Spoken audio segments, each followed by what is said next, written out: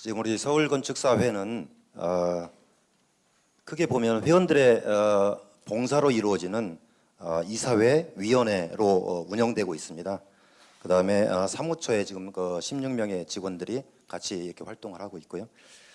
지금 우리 협회 서울건축사회 의사결정을 하는 체계를 보고 거기에 몇 명이 지금 관여하고 있는 것을 제가 이제 생각을 해보면, 첫 번째, 이사가 25명이 있습니다. 회장이 1명, 이사가 24명이 있고요. 감사분이 2분 계시고, 그래서 총 27분 계시고요. 위원회가 약 25개에서 25개 위원회 정도가 가동이 되고 있고, 거기에 약 10명씩 돼서 250명 정도의 위원들이, 건축사들이 우리 의사결정에 참여하고 있습니다. 그다음에 구 회장님들이 계시죠. 25개 구에 각 1명씩 하면 25명. 그렇게 되면 이분들을 더해보면 실제 우리 서울건축사회의 정책이나 의사결정을 하는데 한 300명 정도가 의사결정을 하고 계십니다. 그 안에서의 토론되는 내용이 정책으로 수립이 되고 그 정책이 회원들한테 전달이 되는 것이죠. 그래서 이게 3,000명 시대에 약 300명 정도가 의사결정을 하고 있었다 그러면, 이제 작년 8월 4일 이후로 의무가입이 돼서 지금 새로운 건축사분들이 들어와서 회원이 약 5,200명 정도가 되었죠. 내년이면 한 5,500명 정도가 될 텐데, 그에 따른 조직의 변화가 좀 더 있어야 되는 것 아니냐. 그러면 이 조직을, 서울건축사회에 있는 조직을 더 키워서 이렇게 할 거냐, 이 조직을 서울건축사회가 계속 비대하게 키울 것이냐, 이 문제는 좀 다른 문제 같습니다. 저는 그렇게 생각하지 않고요. 지금 지역건축사회 활성화하고도 이 조직하고 연계가 되는데, 지역건축사회에서도 우리 직원들과 의사결정의 어떤 팩터들을 좀 나눠 가지면서 지역건축사의 의사결정을 받아서 바텀업하는 그런 시스템으로 바뀌어야 되지 않냐, 이런 생각을 가지고 있고요. 그다음에 위원회 말씀드리면, 우리 지금 서울건축사회 위원회는 성격을 잘 보면 관리 위주의, 회원 관리 위주의 위원회로 되어 있다, 이렇게 제가 파악이 됐습니다. 건축사는 기본적으로 설계를 하려는 직업군입니다. 그래서 우리 위원회가 설계를 잘할 수 있는, 우리 업무를 잘할 수 있는 그런 위원회로 좀 탈바꿈해야 되지 않겠냐, 그런 부분들이 좀 가져와야 되는데, 지금 현재 보면은 우리 회원들을 관리하고 회원들을 통제하고 회원들을 이끄는 그 정도의 위원회밖에 되지 않냐, 이런 생각에서 제가 회장이 된다 그러면 그런 관리 위주의 위원회에서 벗어나서 새로운, 우리가 공부를 많이 하고 설계를 잘하고 국민들한테 우리가 설계를 열심히 하고 대사회 봉사를 할 수 있는 그런 전문 직업군으로 태어나는 그런 위원회를 조직을 하겠다, 이런 말씀으로 답변을 대신하겠습니다. 이상입니다.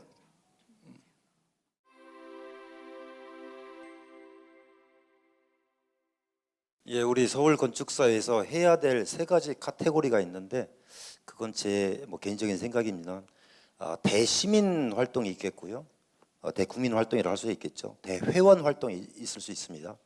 또 하나는 지금 질문 주신 대관청 활동을 우리가 주요 업무로 해야 될 것 같습니다. 그렇게 생각을 하고 있고요.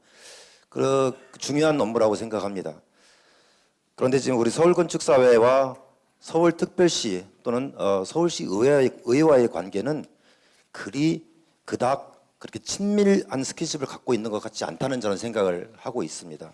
왜냐하면 평소에 스킨십 없이 사고가 생기면, 일이 있으면, 조례가 개정되면 그때 가서 이건 이렇습니다, 저건 저러니까 우리 편을 들어주세요, 우리 말을 들어주세요 하는 것은 인간사가 그렇지 않습니까? 평소에 가서 같이 정책도 논의하고 하다가 이런 부분이 좀 부족한데, 이런 부분 우리가 이렇게 할 테니 다음엔 이렇게 좀 우리를 도와주세요 하는 그런 것들이 좀 주고받고 해야 되는 것이 있는데, 좀 그런 것들이 부족하지 않나, 저는 그런 생각이 들고요.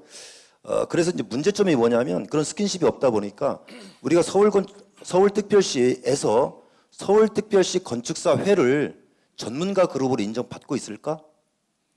정책 제안하는 그룹으로 인정받을 수 있을까? 조례 개정을 할 때마다 서울특별시 건축사회로 의견을 묻고 있는가? 그런 굉장한 의문이 드는 거예요.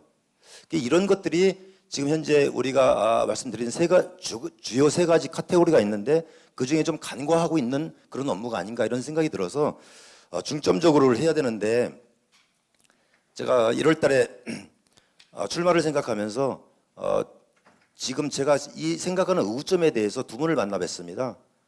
서울특별시 주택정책을 총괄하는 한모 실장님을 만나 뵀고요. 또 서울시 의회에 우리 조례를 담당하고 있는 의회 부의장님을 만나서 뭐 제가 가지고 있는 공약들, 용적률 상향에 대한 문제들, 또 한 실장님한테는 리모델링의 어떤 확인제도, 또 허가제도 이런 것들이 실제 가능한 것인지 그런 의증도 한번 타진도 해보고 이렇게 했는데 제가 느낀 게 있습니다.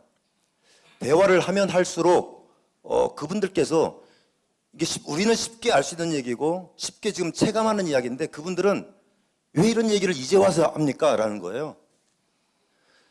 용적률 상향의 문제는 저희 송파에 있는 지역구의 모 국회의원 출마 예비 후보자의 제1호 공약으로 제가 만들어놨습니다. 그분들한테 가서 충분히 설명하고 뭐 이야기가 길지만은 하여튼 우리 서울을 둘러싸여 있는 위성도시와의 용적률의 문제, 현재 서울의 용적률의 그런 언밸런스 이런 걸 얘기를 하면 금방 알아듣습니다. 근데 그 정도도 그 쉬운 것도 못했고 안 하고 있었다는 거죠.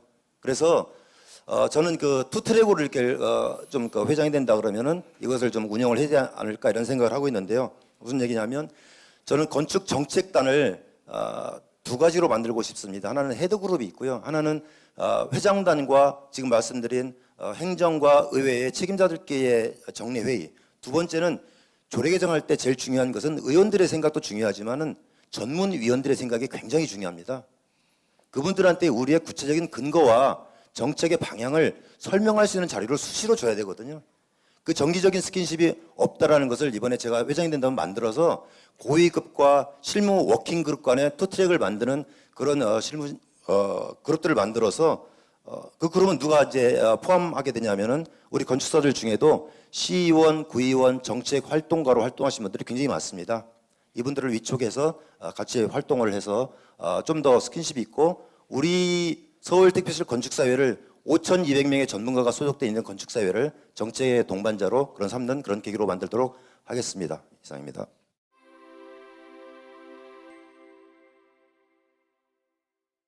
허가권자 지정 감리의 확대 축소 문제에 대한 제 의견은 뭐 확대하는 것입니다. 지금 현재 주택까지만 되어 있는 것을 준주택까지는 확대해야 되는 것 아니냐 이런 생각을 하고 있습니다. 준주택으로 구분되고 있는 것이 오피스텔, 생활형 숙박시설, 또 고시원, 다중생활시설 이런 것들이 되겠죠. 그 준주택까지는 충분히 명분을 우리가 가져갈 수 있기 때문에 확대해야 된다 이런 말씀을 드리고요. 허가권자 지정 감리의 가장 중요한 요체는 설계우도 구현의 정착입니다. 이게 같이 가야 되는 것이지 이게 따로따로 갈 수는 없고 설계우도 구현을 자꾸 우리가 지금 이렇게 실제 정착을 못 시키고 있기 때문에 그 부분이 현업에서 세움대설이 체킹이 안 되기 때문에 그걸 간과하고 지금 누락되고 있는데 허가권자 지정 감리와 같이 가는 것이 꼭 설계우도 구현이 같이 가서 대가 수립도 빨리 결정이 돼서 우리 현업에서 실제 작동이 되는 그런 제도가 되도록 얘기했다 이런 말씀을 드리고요. 보유 인원에 대한 문제는 이게 해체 공사가 상주기 때문에 현실적으로 우리 제가 모두 말씀드렸듯이 건축사는 설계하는 사람들이거든요. 기본적으로.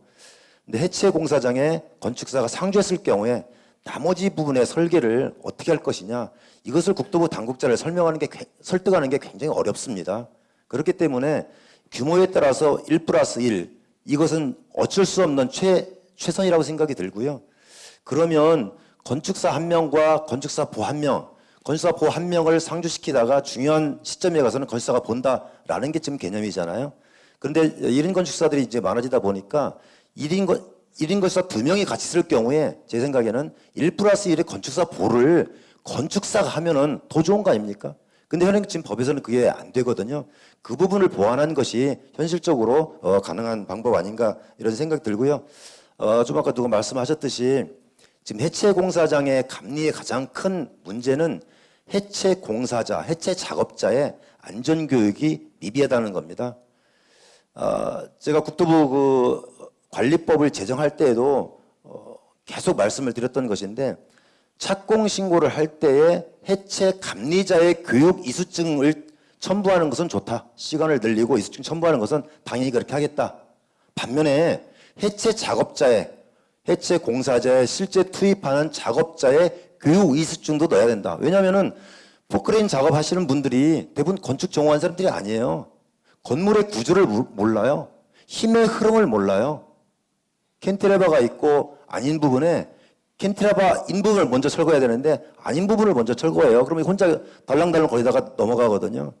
그런 부분들을 간략하게라도 교육계에서 구조나 힘의 흐름을 알려줄 수 있는 교육을 시키고 그 교육을 받은 분들이 해체 현장에 투입될 수 있도록 그런 제도 보완을 계속 요구를 하는데 그게 아마 과가 틀리기 때문에 우리가 요구하는 과와 건설 안전과가 이게 많이 틀리기 때문에 이게 좀 매칭이 안 되는 것 같습니다. 이건 지속적으로 우리가 요구를 하고 반영이 되어야 우리 해체 감리자들이 좀 안전하게 감리 행위를 할 수 있지 않을까 이런 생각이 들어서 대답으로 가름하겠습니다.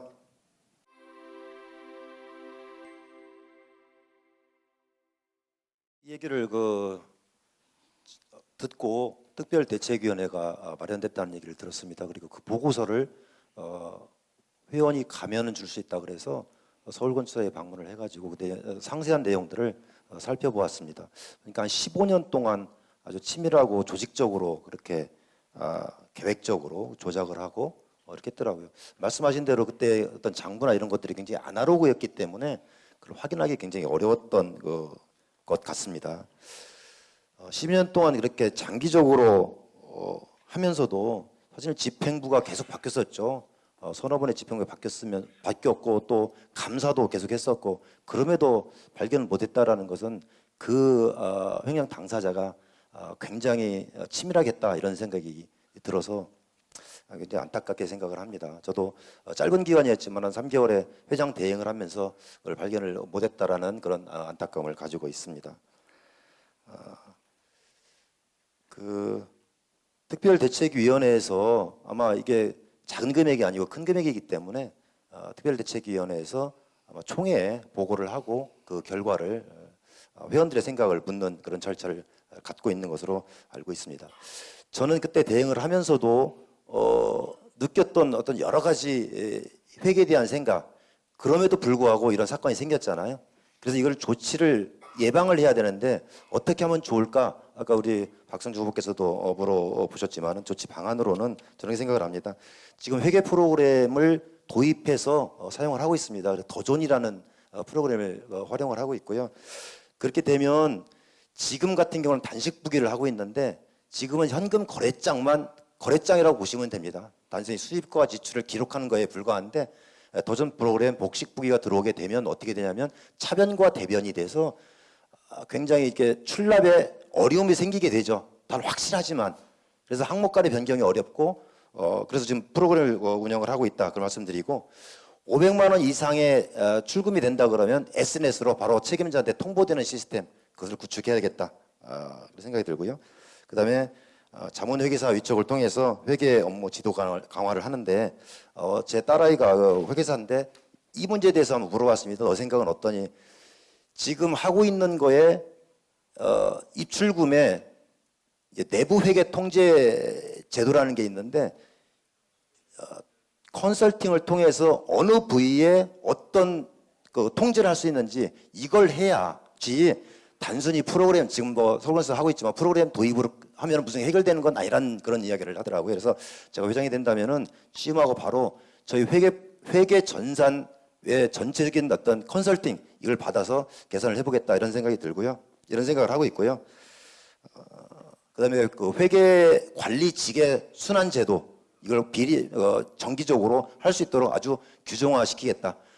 이 서현주라는 그 팀장이 계속 그 자리에 오랫동안 있었기 때문에 누구도 확인을 못했거든요. 그래서 이것을 순환제로 해서 2년이면 2년, 3년이면 3년 동안 의무적으로 바꿀 수 있도록 이것을 규정을 만들겠다 이런 말씀드리겠습니다. 5번 박준하였습니다.